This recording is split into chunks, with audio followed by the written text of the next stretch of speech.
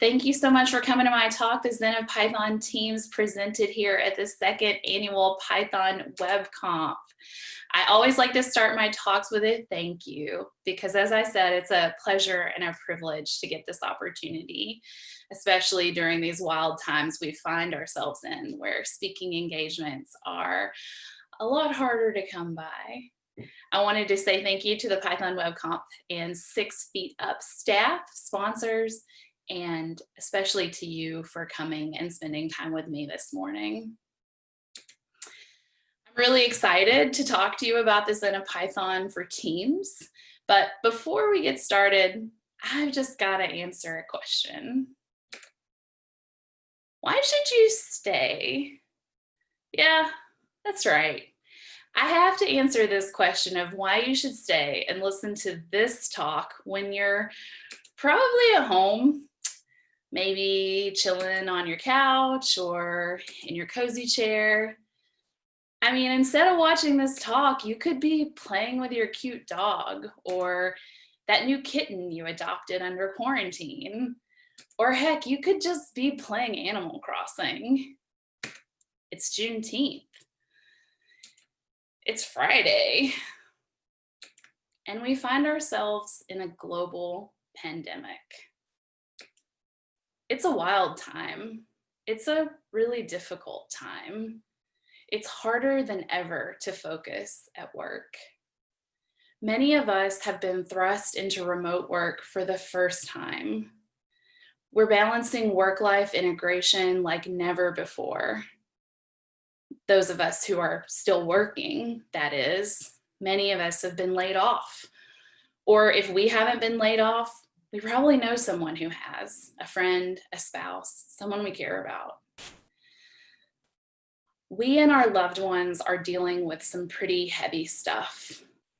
And getting work done, writing code, writing tests is harder than ever. Communication is harder than ever. Conflict is frequent because we're tired and we're stressed. So why stay and listen to the Zen of Python Teams? You should stay if you want to hear from an experienced engineering leader who has been leading remote Python teams for over 3 years. In that time, I've learned some solid lessons about communication and conflict, building inclusive teams and transparent processes, and improving psychological safety among developers. The Zen of Python Teams is the delivery vehicle for those lessons.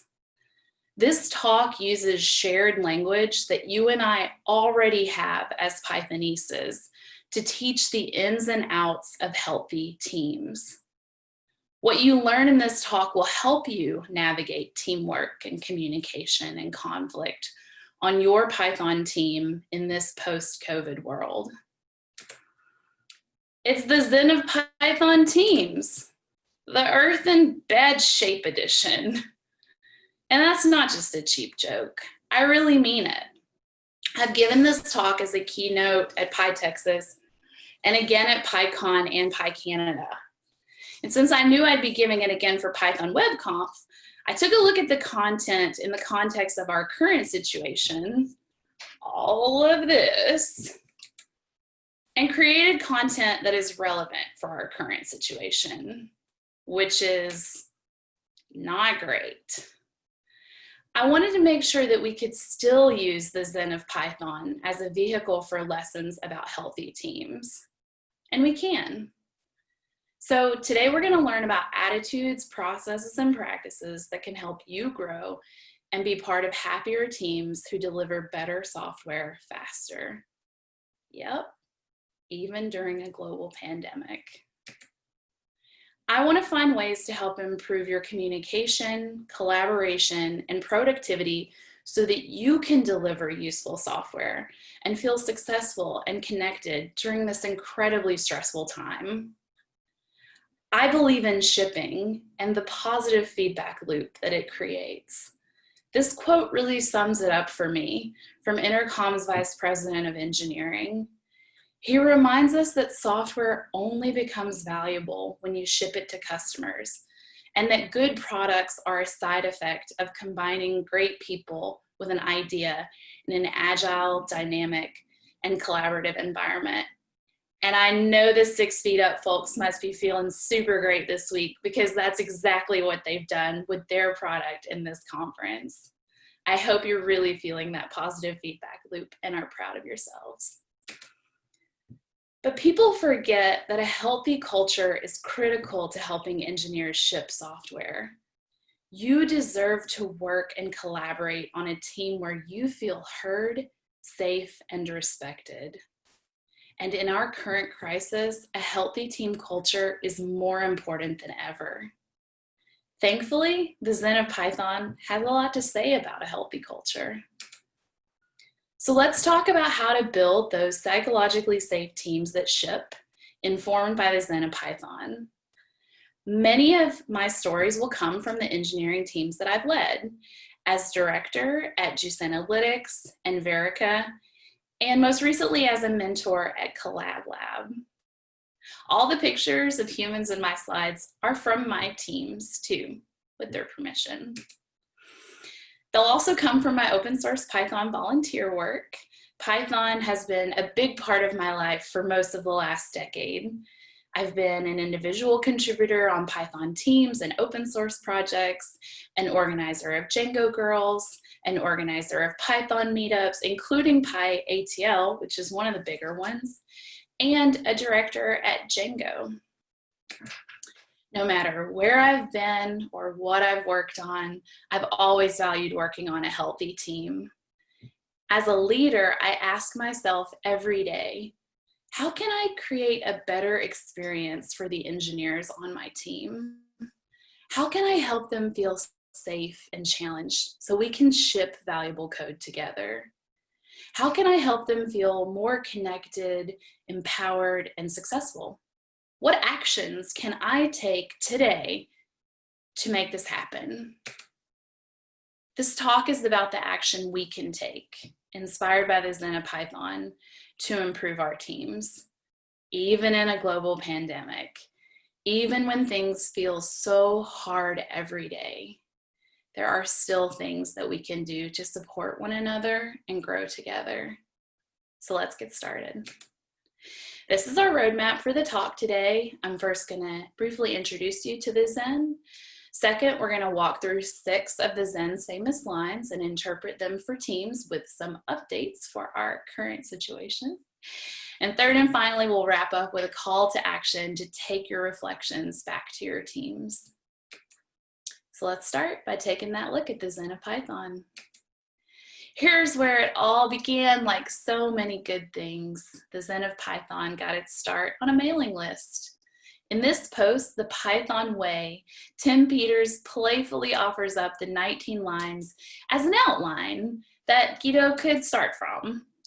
The Zen of Python is technically 20 lines, the final line left blank for Guido to fill in. I really like how Tim used the word outline and the phrase start from. From the beginning, he emphasized how this is not complete. It's a work in progress and it's open to interpretation. By its very nature and from the very beginning, it invites collaboration and interpretation. So we should feel very good about coming up with our own interpretations today. It's totally in the spirit. The spirit is joyful and playful. Let's take a look at some of the lines. I won't read these aloud, but you can take a moment to scan them.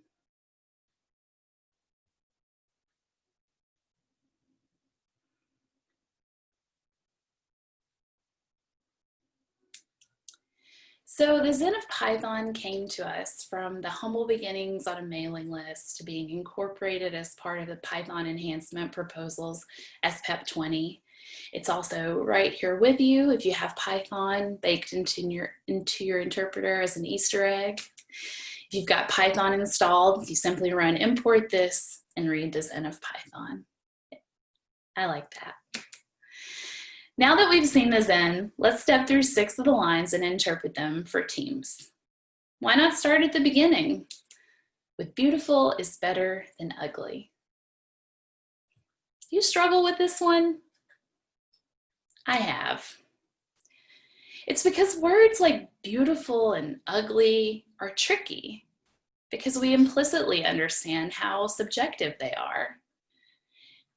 They require context to make meaning, and even then, we can still argue about it, right?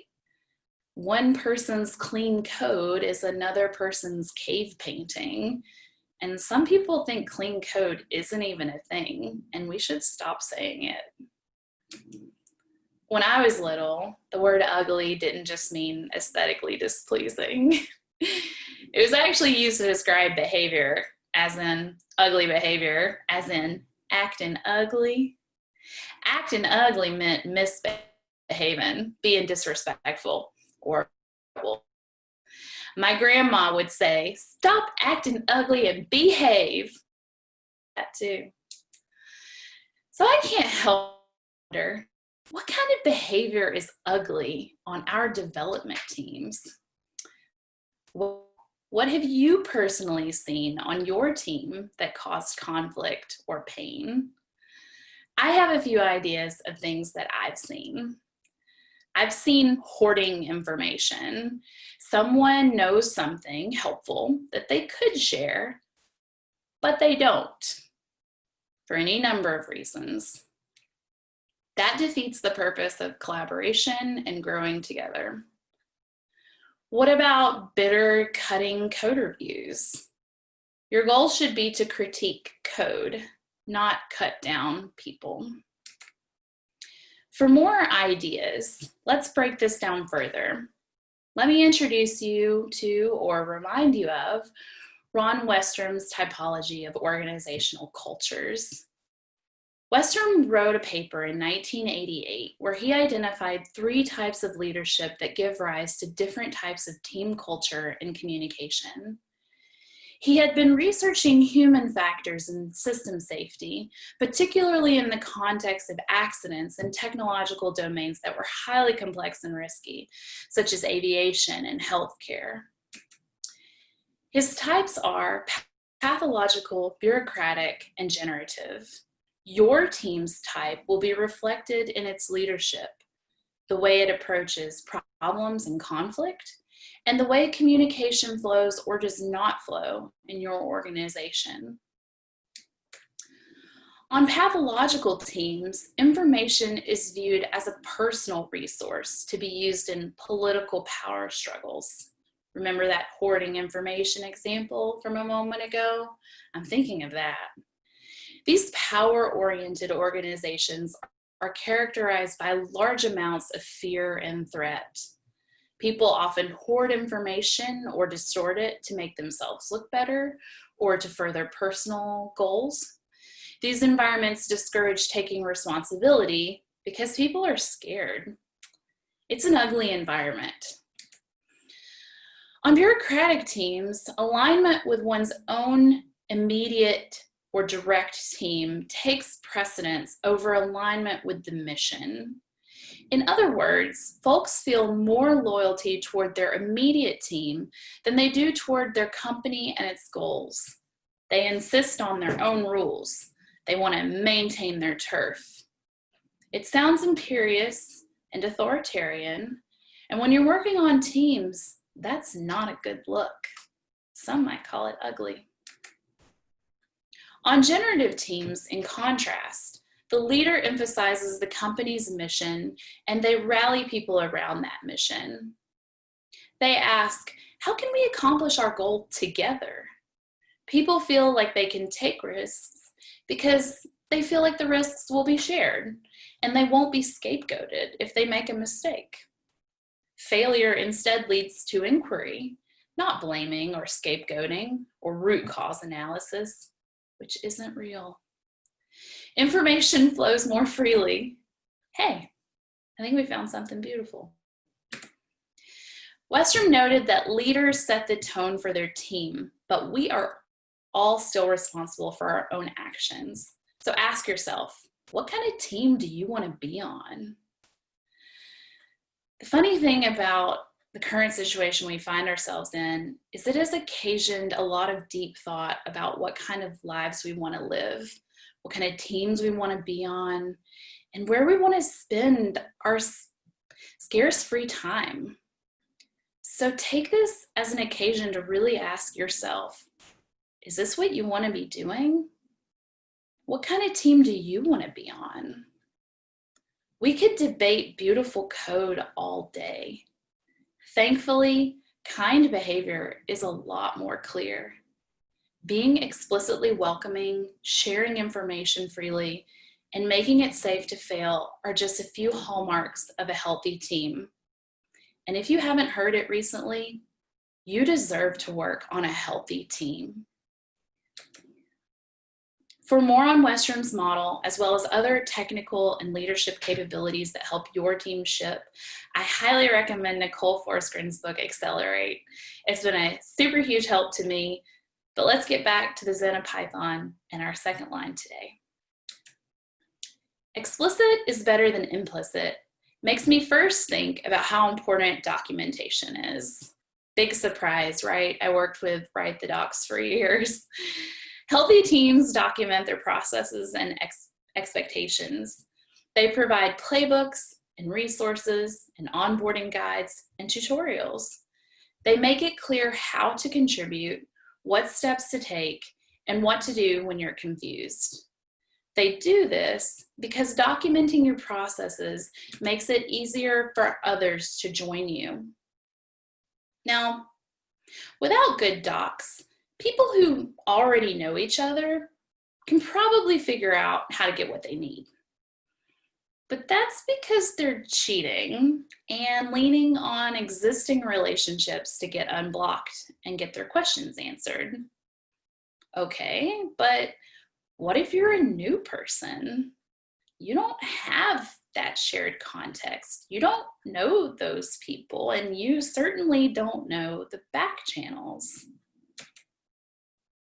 It's a lot harder when you're new, and it creates a barrier to entry that you may not be aware of as in part of the in-group. We need to document our processes in order to make it easier for others to join us. Documenting our processes makes our work more accessible to people who don't look like us or don't already know us. You want a diverse and inclusive team? Documentation is key. It's also critical to be explicitly welcoming and clear about what you value and the behavior that your team will or will not accept. Write a contributing guide for your project that outlines what steps need to be taken to get a PR merged, or how to open an issue, how to get help, or how code of conduct issues will be handled. Tell new contributors explicitly that you want them there and need their help. If you feel like your team has an issue with diversity and inclusion, raise it. Now is the time to say it. On that subject, it's also important to keep conversation in the open. Keeping the chat about your code in a public place, such as Slack, or on the pull request, better, is another way to lower the barrier to entry. If you use Slack or a similar chat tool, this can mean keeping your conversation about your work in the main channels, not hidden in direct messages. So in engineering or ops, rather than a DM to your boss or colleague about a code question that anyone could help with. Keeping the conversation in the open makes it possible, as we see here from Annika, for anyone to learn from it and jump in and help. And while Slack isn't documentation, keeping your chats in the open does create somewhat of a public record that is somewhat searchable. Documenting your processes also improves relationships between teams. Healthy teams can head off conflict by setting ground rules that define how they'll work with other teams. Consistency of process is something that I really value on my teams. I like to help establish SLAs or service level agreements with our customers, both internal and external, where we can be crystal clear about how work will get done, on what timeline, and who is responsible. On my last team, before we wrote these guidelines, our inter-team relationships were pretty strained. Folks didn't really know what to expect when, and that stressed them out, and it led to conflict. And who needs more conflict right now? Nobody. But once we took the time to document our processes and expectations, we had way less conflict and more mutual understanding of what it was going to actually take to get the work done. So that meant fewer fire drills, fewer last-minute requests, fewer people paged on the weekend for work that should have been planned. Being clear led to less stress for everybody. And no one I know right now wants an extra pager duty alert if they can possibly avoid it, right? We also document our people. I put a call out on Twitter to ask about y'all's favorite lines from the Zen of Python, and I really like this response from Lee. Lee refers to code here, but we can do this with people too.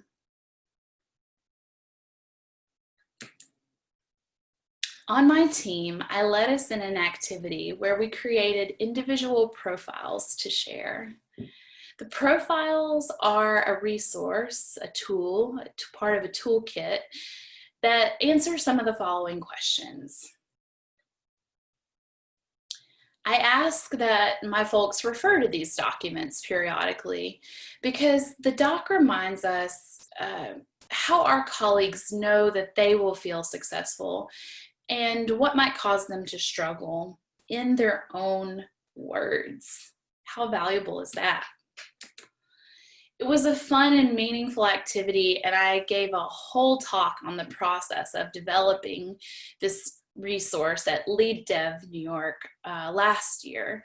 A room full of engineering managers and executives loved it. So if you want to know more about that process, definitely check out the video. It's on the Lead Dev YouTube channel, or you could message me on Twitter at me, and I'm happy to chat more with you about it. It's a great way of learning more about your team, enhancing psychological safety, and actually creating a real resource that people can use.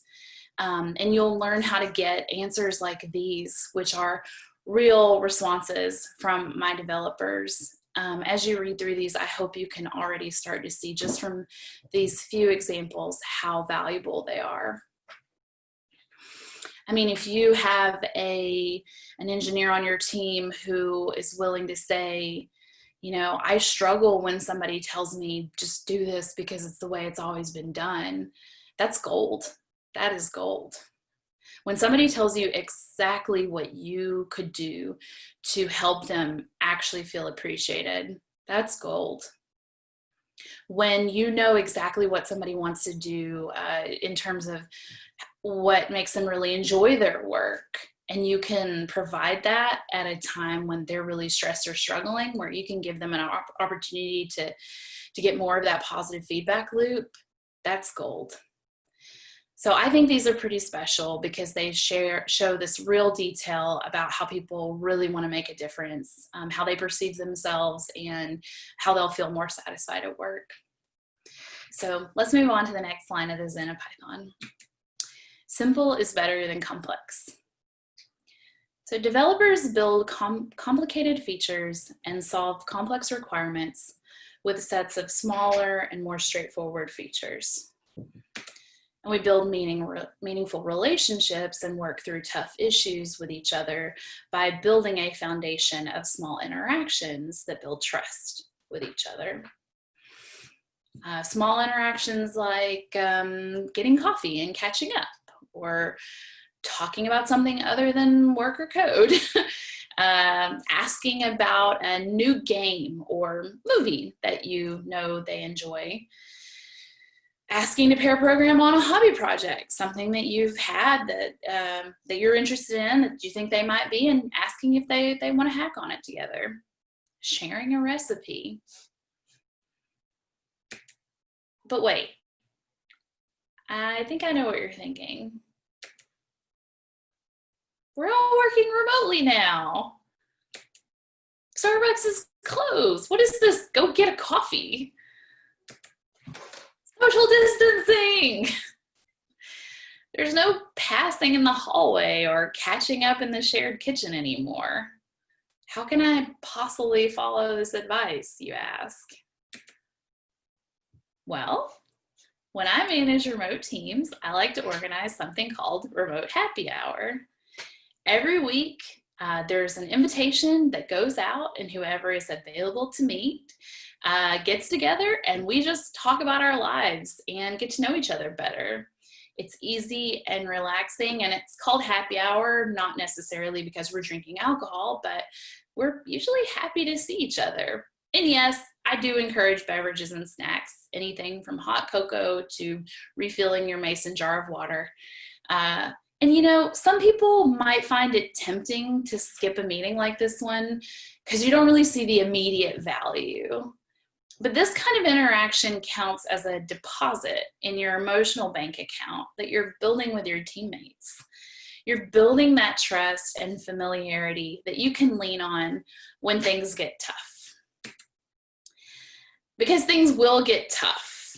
Things already are tough, really tough, and real work is tough. It's messy, and its messiness and pressure and ambiguity is frustrating and hard and painful and disappointing and can take a real toll on our relationships unless they're strong.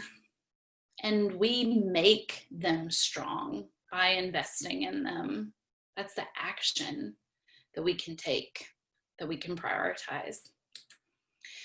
So let's build that emotional bank account up so we're ready when that real world comes to make withdrawals, when deadlines and stress and team conflict and a global pandemic threaten our teams. Our relationships with each other are the most complex and complicated features of our lives. Like software, let's build them with small but meaningful actions that show that we care. Let's move on to the next line. When I asked my former team which line of the Zen of Python they like best, one of my ops engineers said this one: errors should never pass silently. Makes sense, right? He's a great ops engineer. If something goes wrong, people want to know. David loves this line because, as he says, if something goes wrong with the code, I want to know. Interestingly, that very same week in another conversation, another one of my developers, a more senior front-end person, said, if I do something to hurt someone, I want to know. With code, we can write more code to raise and log errors, but with humans, we have to rely on other humans to tell us when we broke them. And feedback is the tool we have to help us understand the impact that they have on us. We owe it to ourselves and each other to give timely, actionable feedback that describes what happened and the impact it had. On a healthy team, if someone screws up, they shouldn't feel like they need to hide it or from it. They shouldn't feel ashamed or fearful of admitting that they were wrong. We understand on a healthy team that people make mistakes and feelings get hurt, but we value each other enough to take responsibility for our actions and try to improve. And one thing I want to point out here, something that I've struggled with and a lot of good people I know have struggled with, we've been getting feedback for years, but are we always listening? Even to the people who love us and deeply care about us. When they bring us that feedback, do we really hear it? Let's make sure we're really listening. They're knocking at our door telling us, let's open our hearts and hear. Understanding that we are not perfect, this is a growth opportunity, and we with growth mindsets embrace that. It's our responsibility. So let's not let issues pass silently, because letting things pass silently damages trust on our teams.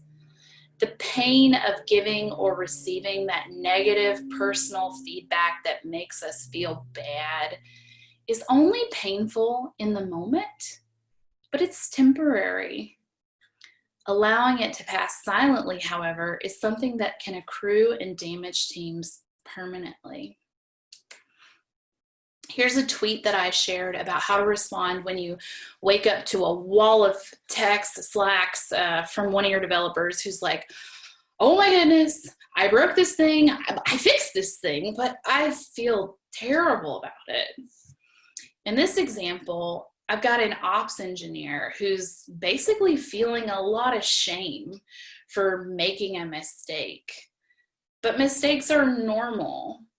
And in my tweet, I said you should respond by hearing them and affirming them and appreciating them and reminding them that mistakes help us grow. I was careful with the way I responded because I love working on a team where we can be open with each other about our mistakes and where we can embrace that growth mindset. It's a signal that your team is on the right track if they can talk about their mistakes. If they're hiding, if they're yelling, "Don't touch my garbage," that can indicate that they're scared. But if they want to show you their trash, that can indicate that they trust you because they're not scared. So please be kind to people when they show you their trash. It was probably hard for them. And let's show enough of our trash that we get so used to it that showing our trash becomes something that we normalize, that we even enjoy doing. Because it gets easier for us the more we do it. And let's be real, most of us have a lot of trash right now. So let's work extra hard to make it safe to share and be ourselves in this tremendously difficult time. Let's move on to the next line. We are wrapping up. In the face of ambiguity, refuse the temptation to guess. When it comes to code, refuse the temptation to guess at someone's motives. Don't get blame and suffer quietly. You're only going to cause yourself more pain. When you see code or behavior that frustrates you, please don't assume the worst. Don't assume that person is actively attacking you. Humans are complex, and their actions are influenced by all kinds of ideas and experiences that you may never understand or have access to. Instead, care enough to ask where they're coming from, what they were trying to accomplish, why they took that particular strategy. Reach out and offer to listen and really listen. And if you can't reach out to that person for whatever reason, try to get some context from someone else who might be able to help. Put your question on the PR, open a GitHub issue, address it, confront it, be assertive, challenge directly while caring personally. Refuse the temptation to guess. I've got this picture of my former executive here with his finger up. And it's funny because the picture almost looks like, you know, he's kind of telling people, but he was so good at that. And that's why I chose this picture for this slide. He refused the temptation to guess. He always sought more information, and his name's Chris Gimignani. He leads at Juice Analytics, and he's a great resource on this kind of exceptional behavior. So now it's time for the last line today. Now is better than never. My developer, Steven, shared this wisdom with me. He said, you know, it's easy to overthink our work. And sometimes in the process of trying to figure out how to be the most efficient, we can end up being vastly inefficient. Have you ever been there before? Now is better than never reminds us of the value of taking some action, however small, to move closer to our goal. It's oriented toward doing, even if we end up being wrong, because doing gives us new information. When I was a developer, I had a single sticky note on my monitor. It's something my engineering manager said to me in a time when I was being really hard on myself. He said, "Adrienne, doing and being wrong is a lot better than not doing at all." He felt I was holding myself back out of fear and reminded me that our team, like my development environment in PyCharm, IntelliJ, thanks JetBrains, was a safe place to try things and fail. And I'm smiling right now because these are an image that I recreated for a keynote, but I actually have the original sticky note right here. And I keep it in my office. It faces me every time I work because I still need this reminder. And as a director now, there comes a time in my relationship with each of my direct reports, no matter how senior they are, where I share this sticky note wisdom with them. Maybe they're being too hard on themselves. Maybe they're struggling to get started. The cool thing is everyone has needed this wisdom at some point, and it doesn't matter how many years they've been working as a developer or how much Python they know. Y'all, I have coached and managed Python core developers. We all need to be reminded of this. Everyone benefits from being reminded that they can start where they are. On a psychologically safe team, people feel safe to make mistakes because they understand that it's part of growth. There's no fear that they'll be singled out or scapegoated. On a healthy team, people seize the now, comfortable that they'll never be perfect. So there you have it, 6 sayings from the Zen of Python interpreted for teams. I hope it's been useful for you. I hope you've been thinking about the teams that you're a part of, how you'd like to improve them, and how the Zen inspires you personally. Because if you have been thinking about these things, you're ready for that call to action. As you know, the Zen of Python started on the mailing list with that explicit invitation to contribute, and that final line is unwritten. So I want to write the 20th line of Python, of the Zen of Python. I want you to write a phrase that you'd like to bring back to your team, something that you want to be reminded of, something that you'd stick on your monitor or your wall that you'll see every day. Write your own sticky note wisdom, something that'll make you smile or challenge you or remind you of your values in this challenging time. Write something that will remind you to take care of you. Write the 20th line and share it on Twitter. Hashtag PythonWebConf. I'm super excited to read what you're dreaming about and what's challenging you and how you want to grow. I'm thrilled for the teams that you're part of.